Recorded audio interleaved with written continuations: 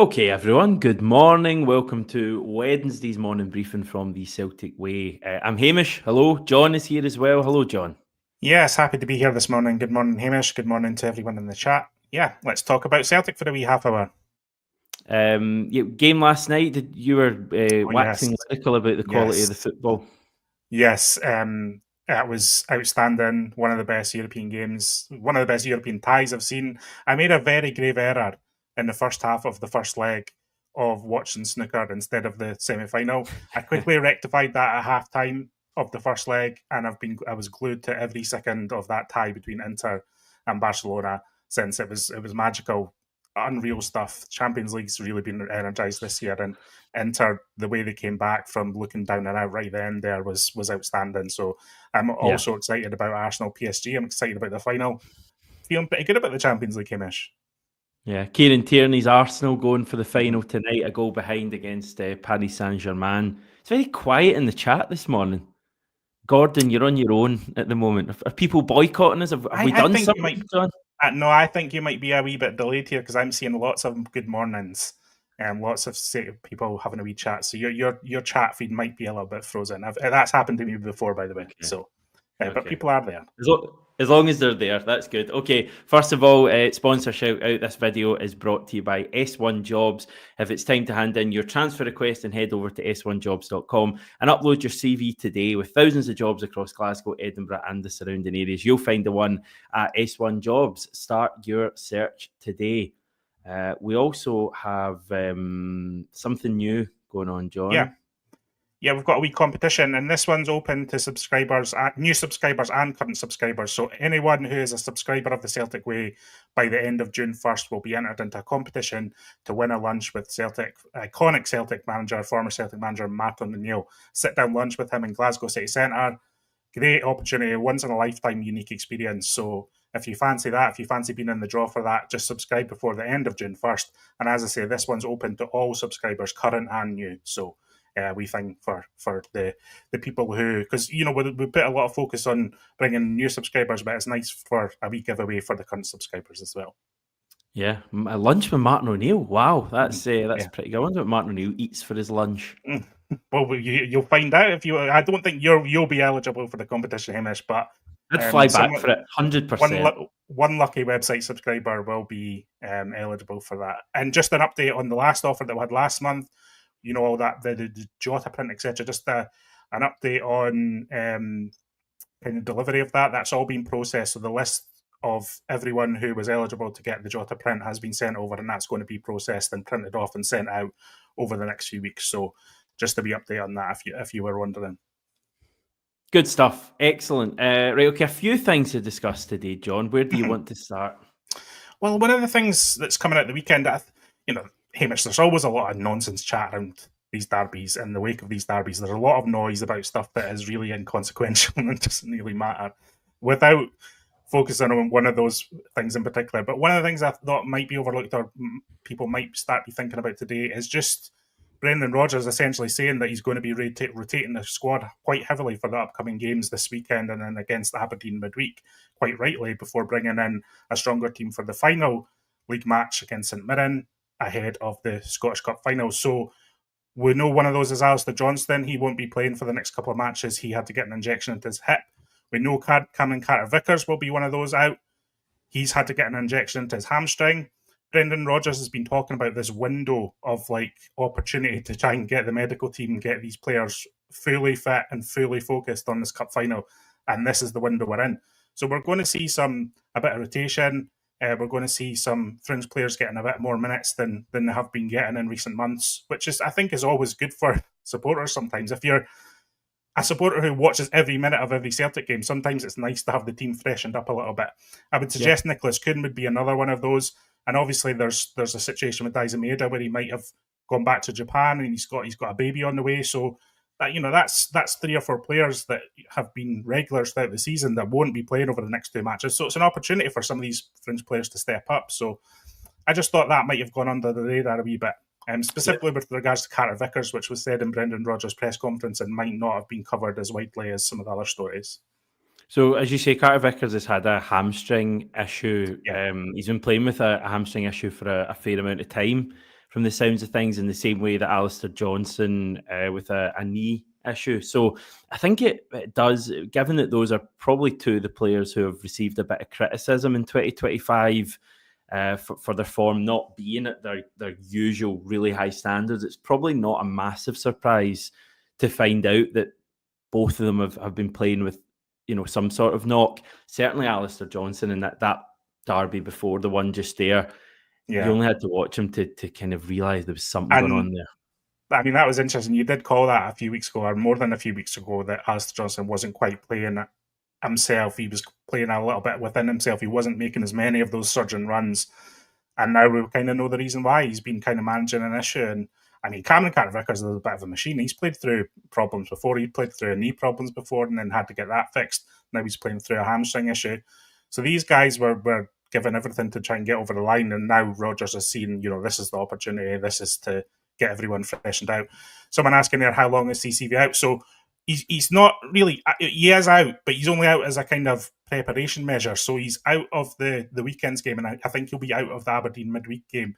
Rodgers did say that he's going to try and bring him back in to play St Mirren. So he's fine. They're just using this time to properly heal up his hamstring, get an injection or whatever he needs, and freshen everything up. Because it's all about that cup final, and I'm really glad that everything I think Brendan Rodgers is doing is at the moment is with a mind to that cup final. We have a lot of injuries at the moment, and all kind of coming at the same time. And I know some of them are different injuries. Kasper Schmeichel, for example. Do you think any part of it is just how intense a season it's been and all those matches we played in such a short period of time? Yeah, I think that's part of it. I mean, obviously the Kasper Schmeichel thing was it seemed like just the result of an awkward fall, which can happen when you're a goalkeeper. But I think the other ones, it's a little bit of wear and tear, I would suggest. And Kasper Schmeichel's another one who will be gradually coming back and preparing for that cup final. Now, everyone's, Sinisalo's getting some good reviews of late.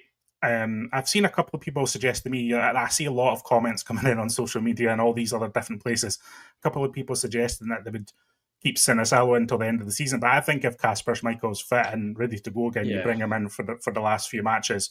Maybe Sinisalo plays right up to that St Mirren game, and then Schmeichel comes in for St Mirren, and then the cup final. That's probably the preferred way that Rodgers would manage that. But I'd like to see Schmeichel back for that cup final because he's put so much into this season. It's been such an important part of the season in totality that it'd be nice for him to share in that moment at the end of the season. I agree with that. I think for me anyway, I would want to see him play before the cup final, though. I think if he was just coming back for the cup final, I would honestly stick with Sinisalo. I just think, you've been out for a period of time, a good few months. Don't bring him back for the final game of the season because I think we can win the cup with Sinisalo. I think that's why everyone's pretty relaxed. But I do agree. I think if and when Kasper's available, and it does seem like it's going to be before the end of the season, he'll be right back in there, I think, because obviously the relationship he's got with Brendan Rodgers, and it's his first season at the club, and potentially his first treble, so he'll want to be involved there. But I really quite like Sinisalo. I know he wasn't particularly great for the disallowed Rangers goal, but other than that, a big derby at Ibrox, and I thought he was really composed and really alert as well. Brendan Rodgers noted his composure after the game and kind of just how he handled the occasion. Sinisalo's still quite a young keeper. He looks older than his years, but he's in his early to mid-20s, which is pretty young for a goalkeeper. He doesn't have a vast amount of starting experience, and he just handled that like a total pro at Ibrox. And if you can handle that as a Celtic player, you can handle pretty much almost anything unless you're really under the cosh in Europe. So I'm happy having him in the pocket and thinking, Schmeichel realistically is going to retire at the end of Denmark's World Cup. Like that seems to have been the chat, and that seems to have been his aim all along. So I don't think Celtic are going to get more than another season out of Kasper Schmeichel. So that transition over the next 18 months is really crucial. And I don't think Celtic need to be looking in the market for that transition. I think you just go with Sinisalo and have him keep learning from Schmeichel and Stevie Woods, etc., and gradually transition him into the Celtic game. I'd like to see him start more games next season. Give them both the cups. Yeah, exactly. The whole way through, including at Hampden if we get there. Give them both the cups. I totally agree. Yeah, it's time to kind of ramp that up and see if he can be the long-term successor. And then, he'll get the job on his own, and it'll be like a sink or swim season for him, and that's totally fine. But it's looking good in that position. I think Celtic have done really well there. Yeah, I think he's got something. What other players are on your mind? Like, who do you feel you really want to see over these next maybe 2 league games? I'd quite like to see Yang come back in. That's exactly who was on my mind, so that's interesting. He's come back up to fitness, and it was a shame for him because he was generating a bit ahead of steam, wasn't he? Just before he picked up that injury, and that just kind of halted his progress. I'd like to see him come in and just see what he can do. I would love to see James Forrest try and get this goal in his 16th consecutive season that everyone's talking about, just because I think that would be a really nice moment. And I think this time of the year is about nice moments, isn't it? And another one, I would like to see Paulo Bernardo get another wee couple of games in the team. He's been out of the reckoning for a couple of months now. And I thought he was impressive at Ibrox. Tony was really impressed with his little cameo at Ibrox. And I thought he looked decent as well. So, yeah. Sorry, just someone from the chat saying Dane Murray. Dane Murray won't be playing. Dane Murray's out injured. So Dane Murray won't be coming in from the fringes. He had another problem with his knee, I think. I don't think it's long-term. But Brendan Rodgers said he'll be out until the end of the season. So you won't be seeing any Dane Murray in defence. Which is a shame, because I think we possibly would have seen some of him. Jude Bonner as well, Kaiser's talking about, and I would like to see more of Jude Bonner. We've only seen a small amount of him, certainly at first team level. I think he's only played those 20-odd minutes against Aberdeen, but I thought he looked good that night. And yeah, this is a time of the season to get these players. You look at all of our young or kind of academy players, other than probably Callum McGregor, all got their chance at this time of year. You think of James Forrest got his time, Anthony Ralston, and in fact that's a lie, because I think Ralston's debut was against PSG. But guys like Keenan Tierney, I remember him in a game at the end of the season when the league was won, getting his chance. And so I think it's this time of year when have a look at a guy like Jude Bonner or someone else who's performing well with the B team, and just find out a bit more about them. Maybe they get a good game under their belt, start a pre-season, they get integrated, and suddenly you've got a homegrown player. I'd love to just get the next player coming through the academy. I just think that's such a buzz for everyone to have one of our own making the breakthrough. So I don't know when we'll see it. The Aberdeen game to me strikes me as the kind of one you would make a lot of changes with, it being midweek and also ahead of a dress rehearsal for the cup final. You don't want to give them any kind of idea of how you play. So I think this Saturday, at Celtic Park, given that we didn't win the derby up against a good Hibs team, let's go and win this game. I think it'll be a great game on Saturday, because Hibs will come to try and win. Pittodrie, I would make plenty of changes for that. See some of the young players potentially. Yeah, another people saying in the chat, Johnny Kenny. I mean, I think Johnny Kenny could get 20 minutes, half an hour at the weekend or against Aberdeen, and just give him a wee run. Start him at Pittodrie for me. Yeah, well, yeah, that's a possibility. Just on Jude Bonner, I saw a little bit of criticism for his performance in the Youth Cup final, or the Glasgow Cup final, sorry, in that he was kind of running into dead ends a bit. But I was really impressed with his ability to find space on that left side and how direct he was, and that he was always trying. So I'd be up for seeing a bit more of Jude Bonner as well. I'd quite like to see some of these younger players coming in. Just another wee note, Nicholas Kuhn, the update from the manager was that he hopefully should be back for the Hibs game. Whether you would start him or not is another debate. I'd have Yang in from the start probably on Saturday. Dyson, I guess we're waiting to find if he goes back to Japan. I did see a quote saying that he wouldn't go back to Japan, but I always wonder with the translation and stuff like that, whether things have been taken slightly out of context. But if he does go back to Japan, he's certainly clocking up the miles, isn't he? Yeah, he's a superstar. Did you see him? He said, I'm not a superstar or anything when he won the PFA award. And I'm just like, well, you are, mate. Like, that's what you are now. You've done it. You've become a superstar at Celtic. You're always going to be that. And he's just very humble, and he's just enjoying himself, and good luck to him. I would give him 3 air miles and let him go around the world trip, as long as he's back for that cup final. Yeah, it's actually a very good point. You'd almost be tempted to give him a couple of games off to spend some time with his family. So I wonder if that will come to pass.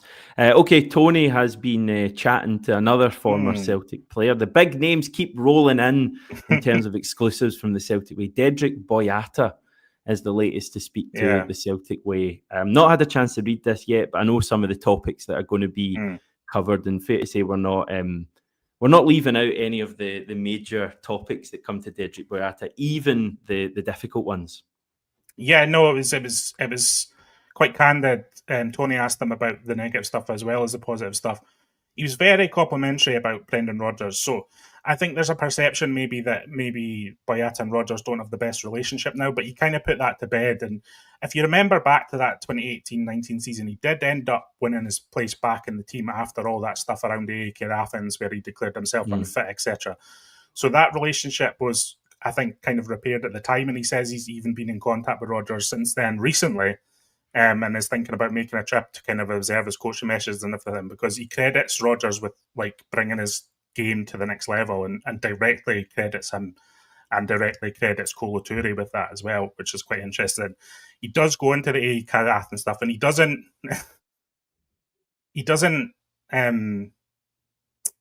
he kind of covers it in a way where he's like he feels like he wasn't 100% fit at the end of that transfer window.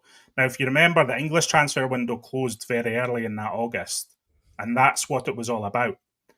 In the sense of he felt he had quite like a, not a hamstring strain, but he was kind of not 100%. And I think Rodgers obviously wanted him to play in the Athens home leg and the away leg, but the English transfer window was the day after the home leg, and he was essentially like, there was a bit of a blowout with Rodgers on that, and they didn't see eye to eye. I think, reading between the lines, it seemed to be driven by his agent at the time.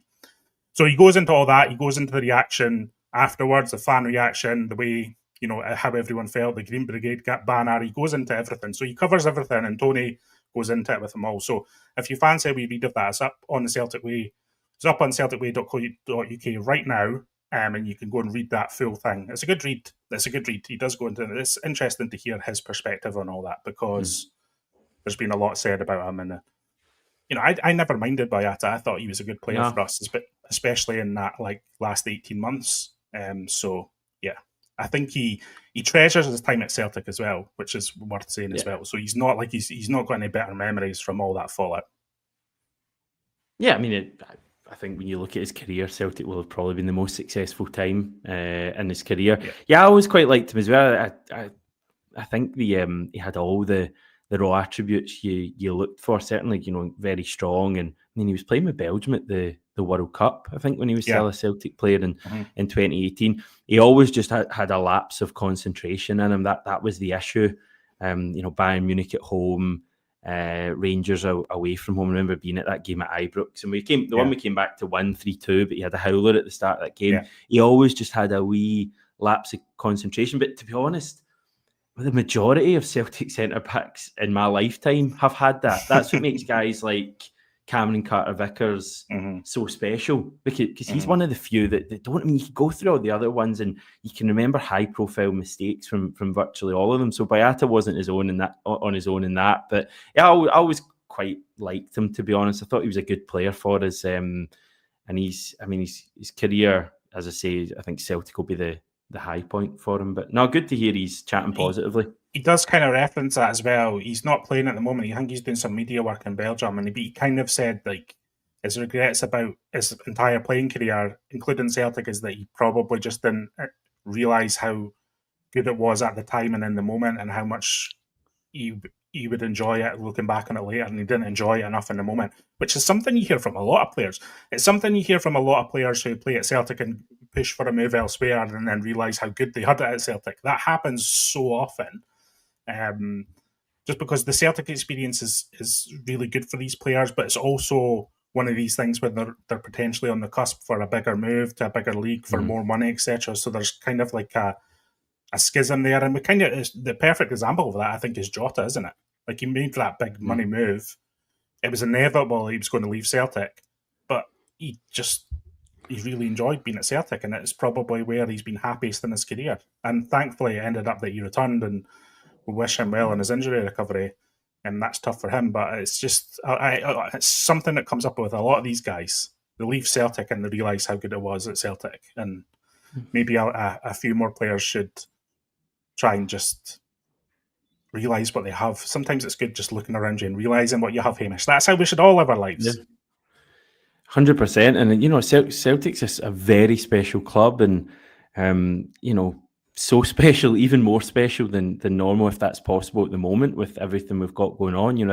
This incredible period that we're going through, the Champions League stuff this season is probably the best European season we've had in so long, and the European stuff's only getting becoming a bigger part of our season as well going forward in terms of matches. So it's not a bad gig playing for Celtic, but I guess that's what makes guys like Callum McGregor and James Forrest so special, because they're going to basically stay at Celtic for their entire careers.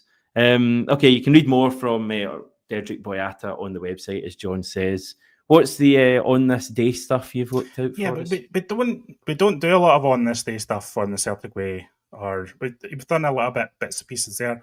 Something I wanted to highlight is just I want to bring you back to the 7th of May, 1966, Hamish. Where it all Kevin's not on today, John. You're aware that yesterday Kevin was on. But a lot of people talk about a lot of the success during that Jockstein era. They talk about the first Scottish Cup win quite a lot. They obviously talk about Lisbon quite a lot. They talk about the 9 in a row. One that doesn't get talked about too much is that first league win, and it was on this day in 1966 that Celtic won their first league title under Jockstein, of the Jockstein era, the first of that 9 in a row. It was a 1-0 win away to Motherwell. They scored in the last minute. Bobby Lennox scored in the last minute. And it was Celtic's first title for 12 years. It was 12 years. And the adulation was so strong. In those days, the players and the manager retired to the dressing room to celebrate. The adulation was so strong that the Celtic fans refused to leave Fir Park and demanded that the team come out.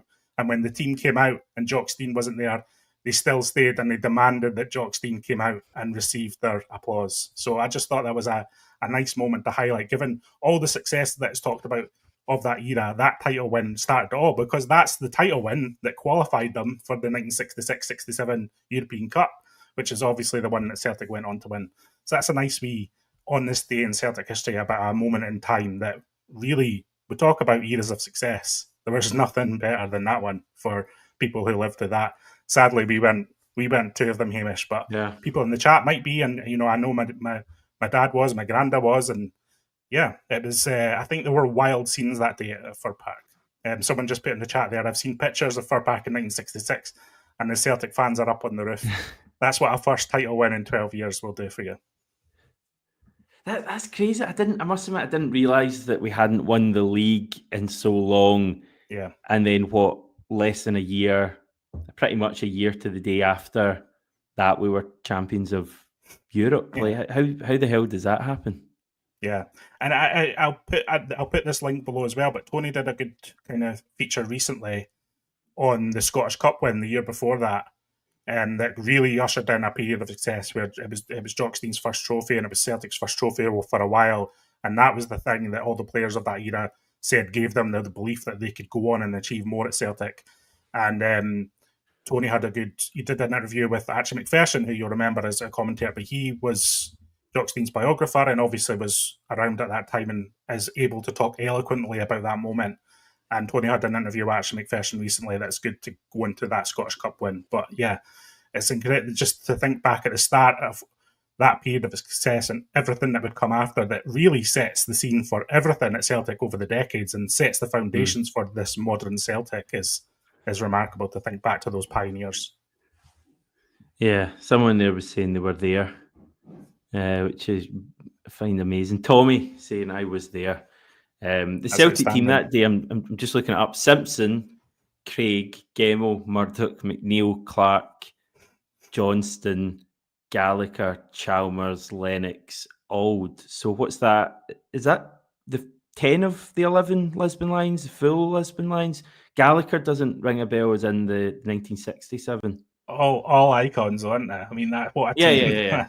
What a team that is! That's outrageous, and it's amazing that someone in the chat is there because in my head, it's just it's an almost mythical time of Celtic history that I've never got to experience. And when I was growing up, starting to get into Celtic, I used to have these VHS tapes of old Celtic moments. This is showing my age now. I used to have these old VHS tapes that were dusty that you would just put them in. I would just put them in around repeat, and you would just get all these moments, all this black and white footage, all these interviews of people talking about this era, and it built up in my head, and I'm sure in a lot of Celtic fans' heads, that this almost mythical place, this almost fictional thing that happened. It's almost like a story that doesn't exist in reality. So it's fantastic to hear and see some of the people who were there and there for that period in the chat today. I'm assuming that obviously at that time they weren't going on YouTube to see what people were saying about it, but it's something remarkable how times change. Yeah, I was right. Charlie Gallagher played that day. The only change for the final a year later in Lisbon was Willie Wallace coming in for Charlie Gallagher. God, not a bad team. Amazing. Okay, I don't know how we move on from that to the current team. What do we talk about? Now we're talking about a bounce game at the weekend, but no. But seriously, I mean, like we're saying at the start, it'll be good to see some different faces. I think sometimes when you rotate the team and bring in new people, it does kind of energize performances as well. People trying a bit harder. So I think that will be, I think this next couple of weeks, this next few weeks will be entertaining for Celtic supporters. And there'll be a few wee things to talk about, because I think squad depth is on the brain of everyone. Squad depth ahead of the summer, this kind of refresh that Brendan Rodgers has promised. So it's important a few weeks for the perception of some of these players. I'm even thinking about guys like Luke McCowan. Now, I'm not suggesting Luke McCowan is going to be bombed out of Celtic anytime soon, but if he does get opportunities, it's important that he impresses and shows the support that he's got a bit about him. He's another one that I would like to see more minutes from over the next couple of weeks, Luke McCowan, because I think he's had a solid season as a rotation option, as a kind of fringe substitute options. I'd quite like to see a bit more of him as a starter. I saw a story, this is going way off topic, but I saw a story earlier today, and obviously we've got this Club World Cup happening this summer. I saw a story earlier today that one of the teams, I think it's a Mexican team, isn't playing in the tournament for some reason. So there's now going to be a playoff between Club America of Mexico and LAFC of the States to take their place basically in this major tournament. I think it might even be in Chelsea's group. And obviously we have Odin home at LAFC. So there's a small chance, although maybe not too small, that Odin home could be going to the Club World Cup in the summer. That'd be a wee turnaround for him. Home's not played much in LA, but I think that's due to injury and fitness. And I think this period of the next couple of months, I think he's kind of targeting as his time to kind of force his way into the reckoning and play more minutes there. So that would be fantastic for him. Yeah, LAFC, they're in a playoff because a team got chucked out. So, I mean, that would just, what a story that would be. So that would be nice to track. What do you make of this Club World Cup, Hamish? I'm not convinced by it at all. I'm not. It's on at a good time here. That's the only point I'd make. I think it's on at lunchtime here, so I'll certainly be watching it from a football fix in the summer.